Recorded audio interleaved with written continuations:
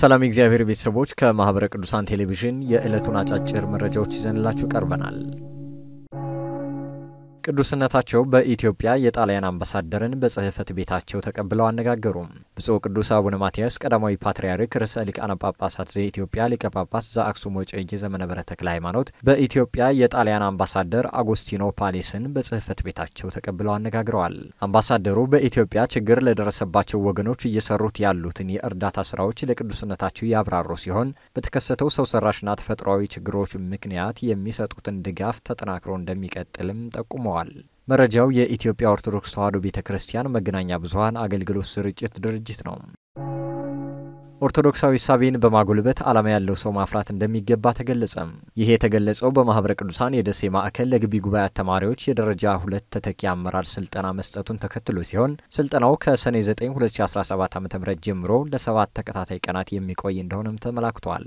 የኢትዮጵያ ኦርቶዶክስ ተዋሕዶ ቤተክርስቲያን የነበራት ያላትና ሊኖራት የሚገባ የመሪነት ሚና ላይ ትኩረቱን አድርጎ እየተሰጠ ያለው ስልጠናው የሴኩላሪዝም ተጽዕኖ ከኦርቶዶክሳዊ ሳቢና ከኦርቶዶክሳዊ አኗኗር አንጻር በስልጠናው የሚዳሰሱ ጉዳዮች እንደሆነም ተመላክቷል። የማህበረ ቅዱሳን አገልግሎት የአሃትና የምስራቅ አብያተ ክርስቲያናት ተሞክሮ ኦርቶዶክሳዊ ሕይወትና ክህሎት በስልጠናው ላይ ትኩረት የተደረገባቸው ጉዳዮች ሲሆኑ ኦርቶዶክሳዊ ሳቤን በማጎልበት ዓላማ ያለው ሰው ለማፍራት ስልጠናው ጉልህ ሚና እንዳለውም ተመላክቷል።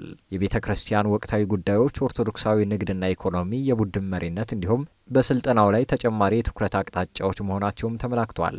መረጃው በማህበረ ቅዱሳን የደሴ ማዕከል ነው። ዝክረ ወንጌል ወዝክረ ሊቃውንት የምክክር ጉባኤ ሊካሄድ መሆኑ ተገለጸ።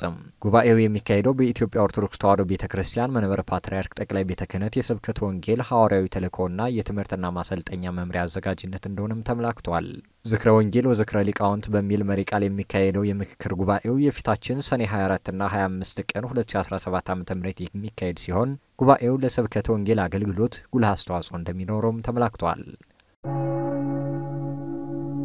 ለዕለቱ ያዝንላችሁ አጫጭር መረጃዎች የእስካሁኖቹን ይመስሉ ነበር። ሰላም እግዚአብሔር ከሁላችን ጋር ይሁን። ከቀሪ ጣቢያችን መሰናዶች ጋር መልካም ቆይታ